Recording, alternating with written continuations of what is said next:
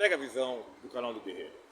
Este assunto, altar de Deus, é muito complexo e extenso. O anterior eu gravei no Monte das Orações de Taipas, mas a iluminação não estava muito boa, estava de madrugada.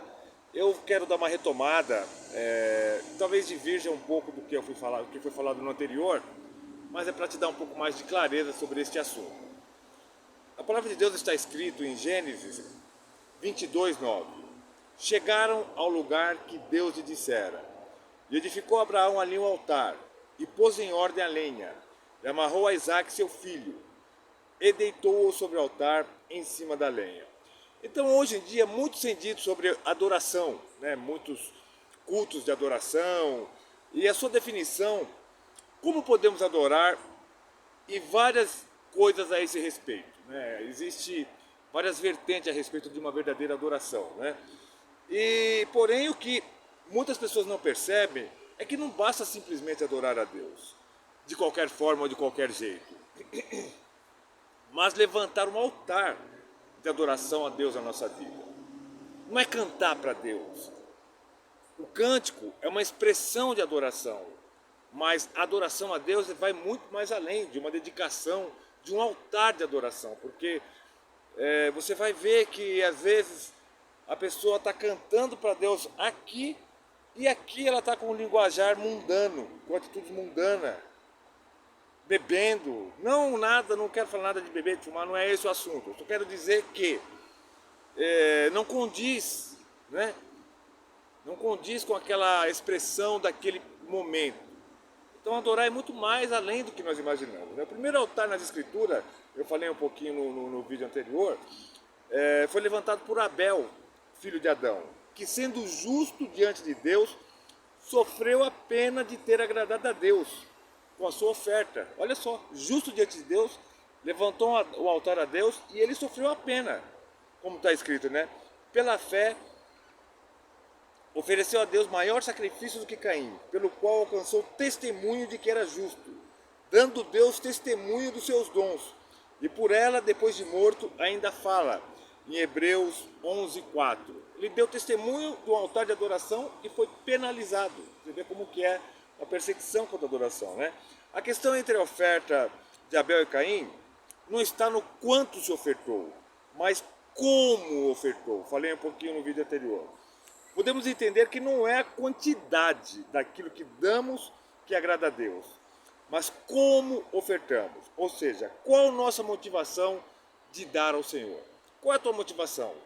Se você é um dizimista, um ofertante, você dizime e oferta porque o sistema doutrinário impõe algumas coisas para que você dizime e oferta, ou você dizime e oferta como um gesto de gratidão, porque Ele te deu primeiro e você está retribuindo aquilo que Ele te deu. Isso tem peso para Deus, porque tem vidas que poderiam estar em patamares muito maiores. Porque, segundo a Crônicas 16, a parte 9, se eu não estiver enganado, a parte A, fala que Deus ele procura pessoas que Ele possa abençoar para que sejam abençoadoras. E tem gente que diz, poxa, mas eu dizimo, eu oferto e as coisas não acontecem na minha vida. Qual que é a qualidade dessa tua oferta, dessa maneira que você retribui a Deus, murmurando, não como primícia? Tem um peso, né? Então a oferta... Então, sabendo disso, podemos citar Noé, né, um homem justo e íntegro, que ao sair da arca, em virtude do dilúvio, também levantou um altar a Deus, sendo esse sacrifício agradável a Deus, pois diz a Bíblia que naquele sacrifício o Senhor sentiu cheiro suave, né, em Gênesis 8:21. Você entende o teor, né, a gratidão, todo aquele livramento, a família dele livre, perseveraram. Então a qualidade da tua adoração para se levantar no altar tem muito a ver com Deus. Como diz nas Escrituras, edificou Noé um altar ao Senhor e tomou de todo animal limpo e de toda ave limpa e ofereceu holocausto sobre o altar. E o Senhor sentiu o suave cheiro e o Senhor disse em seu coração. Está em Gênesis 8:20-21. Então muitas pessoas entendem hoje que adoração é algo relacionado à música ou estilo musical, quando na verdade a adoração não é um estilo de música, mas de vida, né? Sendo assim, a adoração não pode ser feita de qualquer forma. Nós devemos entender que, além de adorar, é necessário que venhamos construir um altar de adoração a Deus.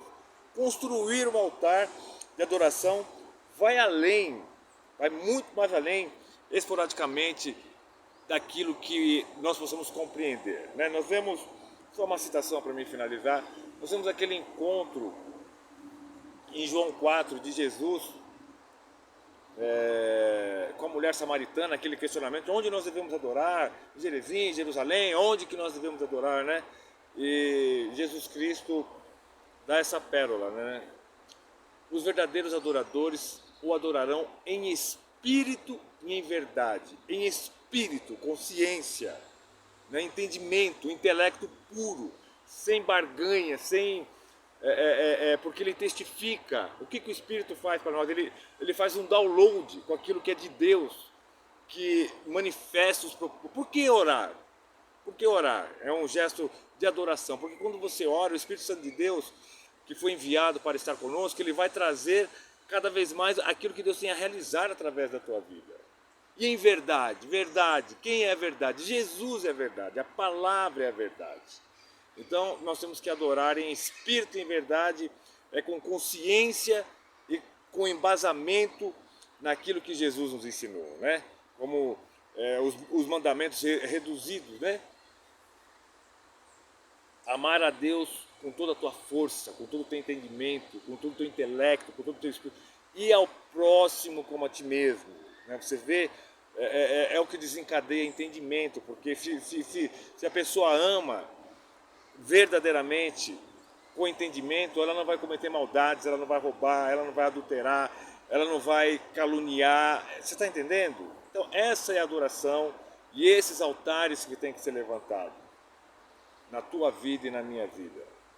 Não está ligado à quantidade, está ligado à qualidade. Não está ligado à multidão fazendo barulho, porque eu acho lindo e maravilhoso e gosto, mas sempre fico no meu coração. Como é que é a sequência disso? Como é que é a vida dessas pessoas que estiveram nesse super mega evento? Será que elas foram colocar mais uma pedrinha no altar da verdade com Deus? Pega a visão do canal do Guerreiro e seja um verdadeiro adorador, que adore em espírito e em verdade.